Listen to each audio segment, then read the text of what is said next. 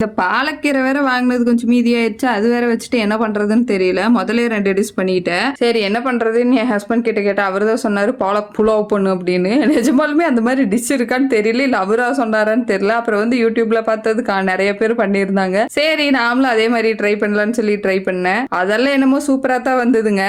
ஆனா அதுக்கப்புறம் தான் சம்பவமே ஸ்டார்ட் ஆச்சு. என் குக்கர் இன்னைக்கு ரொம்ப பழி வாங்கி விட்டுருச்சு. ஏனே தெரியல. ஃபுல்லா உள்ள இருக்கிற வாட்டர் எல்லாமே வந்து அதுல லீக் ஆக ஆரம்பிச்சிருச்சு. எனக்கு செம பயமாயி போச்சு. இது என்னடா இது இப்படி ஆயிருச்சு, இது எப்படி நம்ம சாப்பிடுவோம் இன்னைக்கு. அப்புறம் நானே ஒரு குத்து மதிப்பு ஒரு 12 to 15 மினிட்ஸ் விட்டு ஆஃப் பண்ணிட்டேன். அதுக்கப்புறம் ஒரு 15-20 மினிட்ஸ் விட்டு திறந்து பார்த்தேன். எல்லா கடவுளையும் வேண்டிட்டு தான் திறந்து பார்த்தேன். ஆனா நல்லா தான் வந்துருந்துச்சு.